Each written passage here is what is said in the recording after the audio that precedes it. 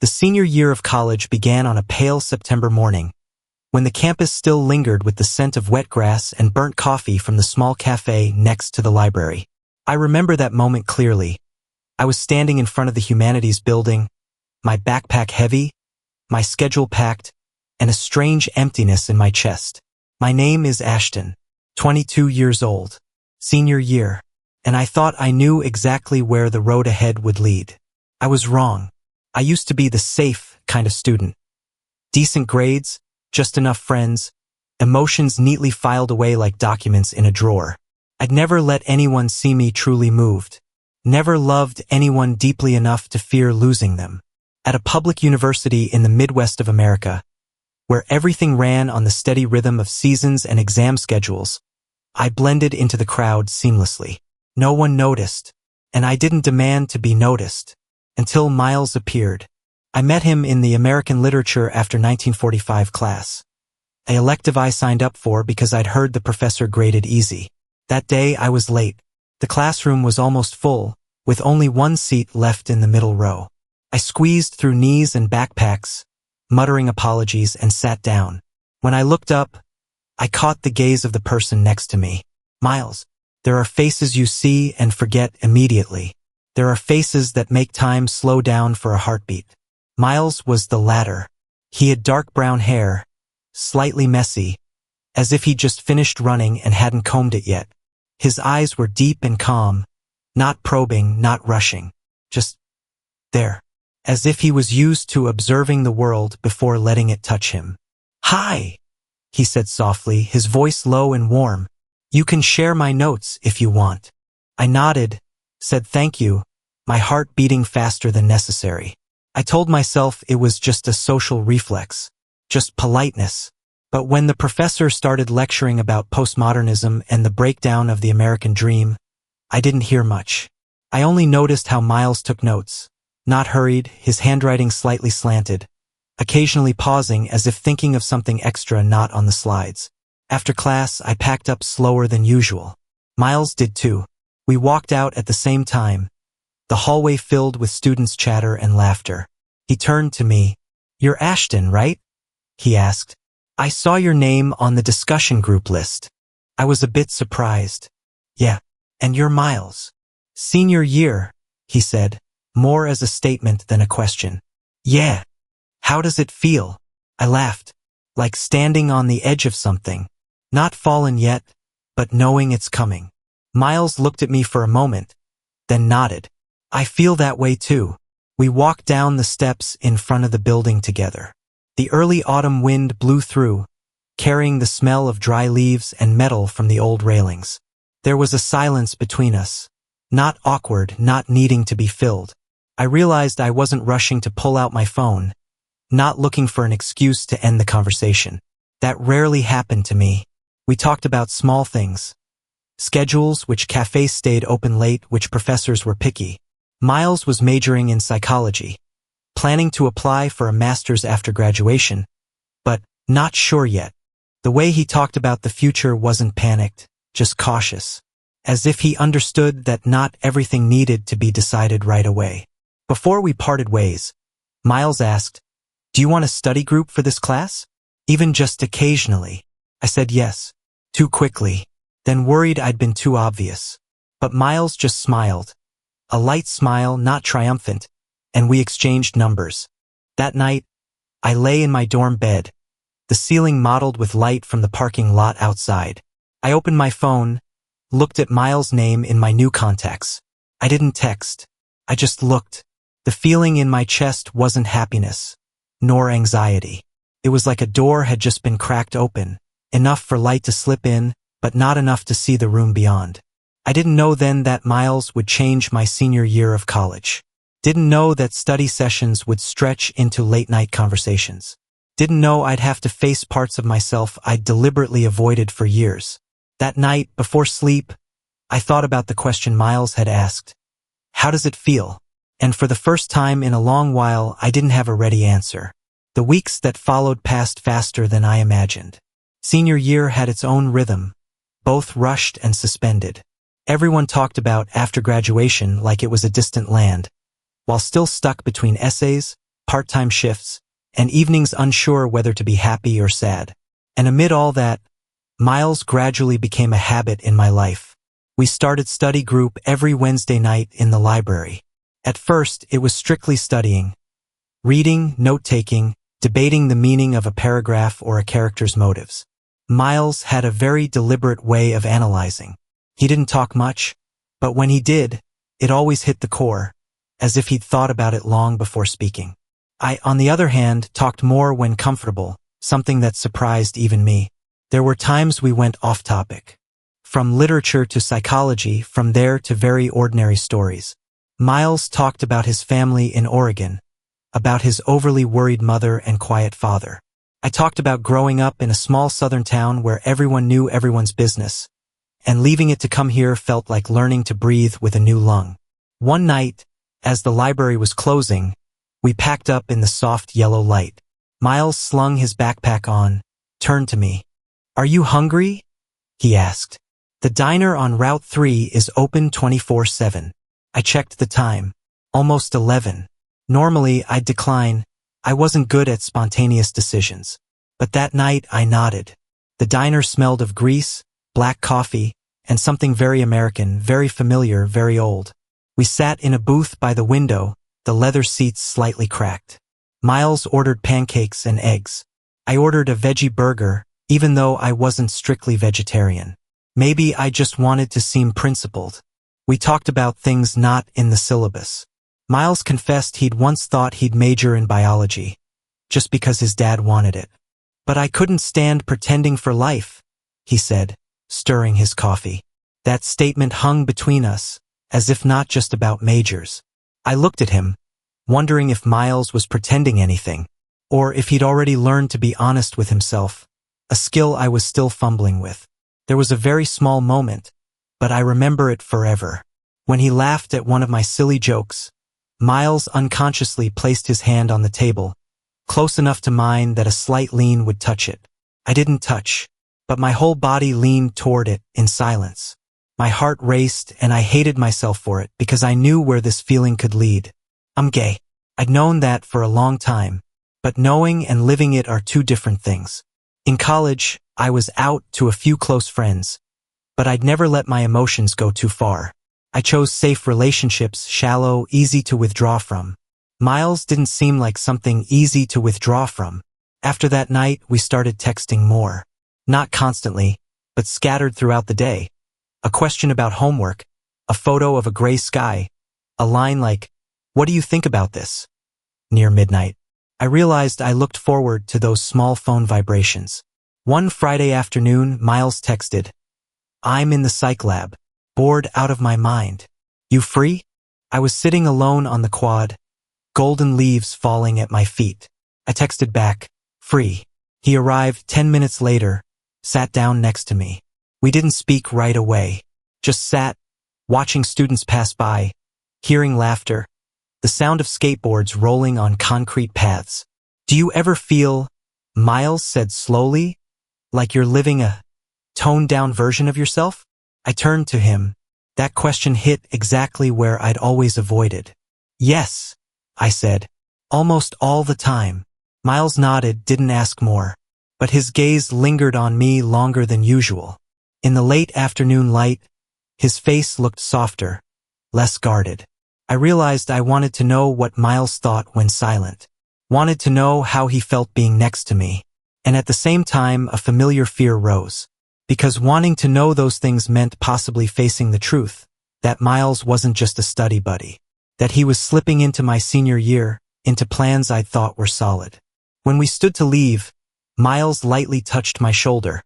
A very brief, very casual touch. But I felt it linger long after he pulled away. That night, I lay in bed, staring at the familiar ceiling.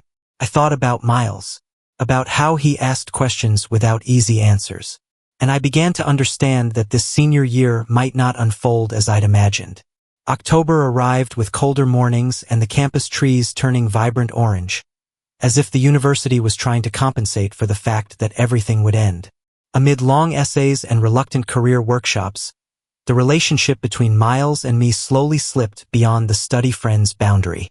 We didn't say it out loud, Not yet. But there were small changes, and I noticed everyone. Miles started sitting next to me even when the class had plenty of empty seats. He remembered I drank black coffee, no sugar. I noticed he often touched his wrist when stressed, a repeated gesture, like self-soothing. Those trivial details piled up, forming a quiet intimacy I didn't know how to name. One night, we studied in my room, something that hadn't happened before. My roommate was home for the weekend, leaving the room in rare quiet. Rain pattered outside the window, reflecting streetlights in long streaks on the glass. Miles sat in the swivel chair, I on the bed. We didn't play music, just the sound of rain and turning pages. The air felt thicker than usual, as if every movement was amplified. "Are you worried about after graduation?" Miles asked, eyes still on his book. "I think so," I replied. "But I'm good at pretending not to be." Miles smiled faintly. "Me too." There was a moment of silence. Then he set his book down, turned to me. "Ashton, can I ask this? If you don't want to answer, it's fine." I swallowed. "Yeah. Have you ever been in love?" The question stunned me. I could answer safely, had crushes, had dates. But the way Miles asked didn't allow evasion. I looked at my hands, then up at him. "No," I said. "Not in the real sense." Miles nodded, as if that confirmed something in him. "Me neither." We looked at each other. This time, neither looked away first. I felt my heart pound, one beat, then two. I wondered if Miles could hear it. "Do you think," Miles said slowly, "that sometimes we avoid love not because we don't want it, but because we're afraid it'll change everything?" I laughed softly, but something caught in my throat. "I think it always changes everything." Miles stood up. The distance between us narrowed. I smelled the familiar soap on his shirt, very light, very ordinary. I didn't back away. He didn't advance further. That moment lasted too long to be accidental, but not long enough to become a decision. Then Miles' phone buzzed in his pocket. He exhaled, like surfacing from water. "I should probably go," he said, voice slightly hoarse. "I have an early lab tomorrow." I nodded, feeling both relieved and disappointed. When Miles reached the door, he turned back. "Thanks for tonight." "Yeah," I replied. "Thanks." The door closed. I stood alone in the room, rain still falling steadily. I knew something had happened, even without a kiss, without a confession. And that was scarier than I thought. The days after, I saw Miles text less. Not disappear, just step back. I wondered if I'd imagined too much, or if he was scared like me. Then one afternoon, Miles appeared at my classroom door after class. "You free?" he asked. "I need to talk." We walked to the parking lot behind the stadium. A quiet spot, wind blowing strong with the smell of metal and damp grass. Miles stopped, hands in his jacket pockets. "Ashton," he said, not looking at me right away. "I'm not good at this." "At what?" "At saying things that could hurt me." My heart tightened. I didn't interrupt. I gave him space. "I like you," Miles said. His voice trembled slightly. "Not as friends.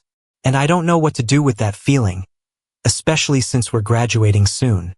I looked at him, all the defenses I'd built over years starting to crack. I thought about the safe path, about keeping things tidy, no risks. And I thought about what it would be like if I missed this. "I like you too," I said. So simple, so scary. Miles looked at me, a smile both relieved and anxious blooming. He stepped closer. This time I didn't hesitate. When our lips met, all surrounding sounds faded. The kiss wasn't rushed, wasn't perfect, but very real.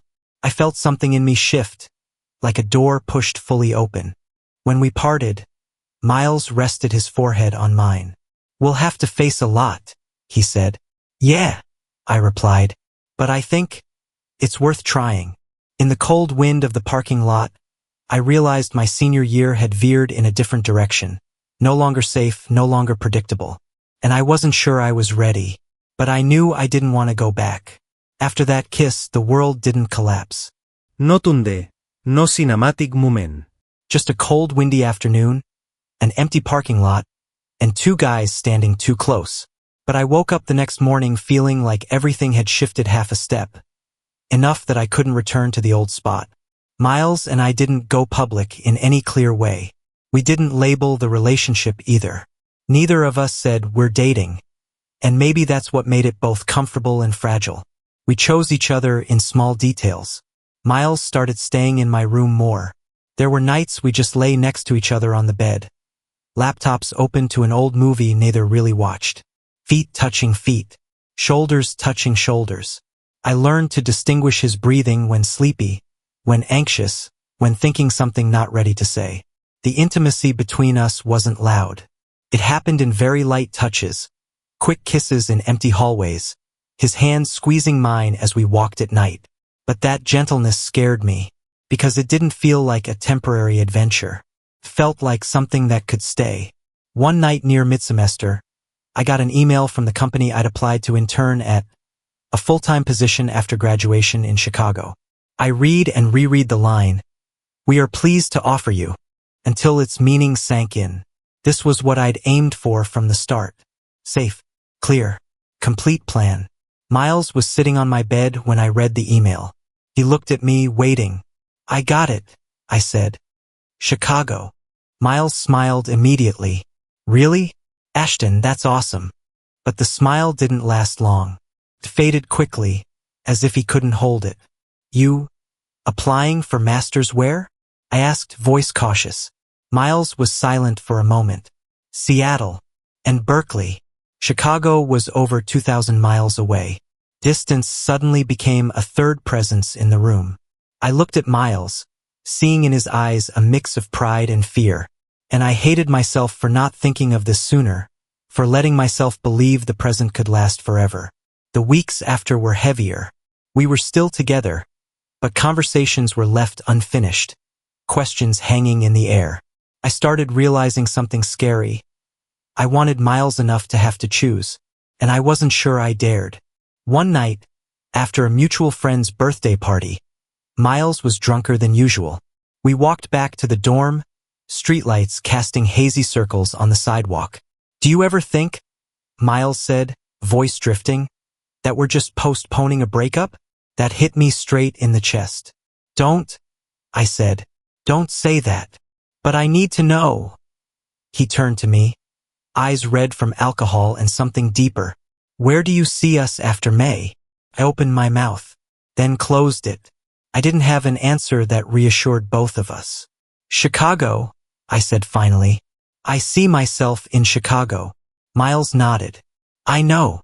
We didn't argue. That was worse, because arguing was at least an effort to hold on. Silence felt like acceptance. That night, Miles slept over, but there was an invisible gap between us. I stared at the ceiling, feeling like I was losing something even as it lay next to me. I started changing. I became more reserved, more calculating. I talked about the job, potential apartments, the future, as if listing it would make the fear vanish. Miles listened, but I saw him withdraw inward. One rainy afternoon, while I was in the library, Miles texted, "I need space. Not because of you. Just, I don't know where I stand." I read that message for a long time. Then I texted back, "I understand." But the truth was I didn't, or maybe I understood too well. The days without Miles became empty to the point of pain. I passed places we'd sat, laughed, been silent together. I realized that while I thought I was protecting my future, I'd let the present slip from my hands. And the worst part, I wasn't sure I'd chosen right anymore. April arrived quietly, bringing the smell of rain dissolving on concrete and a sense of ending hanging over the campus. Everyone talked about graduation, gowns, farewell parties. I only thought about Miles, about his absence like an unfillable void. We barely saw each other for 3 weeks. No fights, no official breakup, just a prolonged silence, enough to start fading at the edges, but still too sharp at the center. I hated that feeling, hated not knowing if I was hurting from loss or hesitation.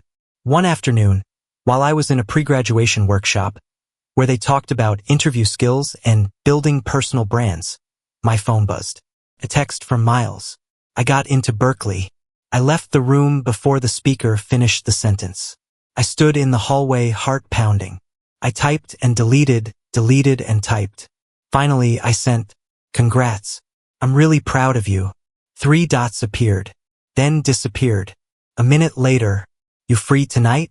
We met at the small riverbank behind the sports area, where students went to escape the world. Miles was standing there when I arrived, hands in his jacket pockets, hair a bit longer than last time I'd seen. "Hi," he said. We stood a step apart, a distance enough to see every change. Miles looked thinner. I didn't know how I looked in his eyes. "I'll move in June," Miles said. "Earlier than you." "Yeah. Chicago is July." We smiled faintly, an old reflex. Wind blew over the river, cold. "Ashton," Miles said, voice eerily calm. "I don't want to leave here carrying unanswered questions." I looked at him. I thought about the safe path, about always choosing the less risky option. And I realized I was tired of living that way. "I've changed," I said.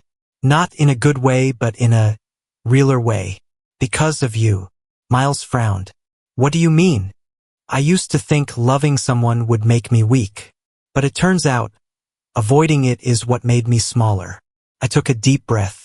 I don't know what the future holds. But I know if I don't say this now, I'll regret it. Miles was silent for a long time. Then he stepped closer to me. Not rushed, not hesitant. "I'm scared too," he said. "But I don't want to be scared enough to run anymore." We kissed that time unlike the first. It was slower, deeper, carrying all the unsaid things. With foreheads touching, I heard Miles whisper, "We won't promise forever. Just promise to be real." Graduation came in brilliant sunshine. I wore the gown, the cap, searched for Miles in the sea of people. When I saw him, I raised my hand. He smiled, the smile that reminded me why I'd fallen in love. We didn't know what distance would do to us, but we knew we hadn't run away. And for me, that was enough. Senior year changed me, not because of the degree, not because of the job, but because a guy named Miles taught me that love, though fragile, is still worth stepping into.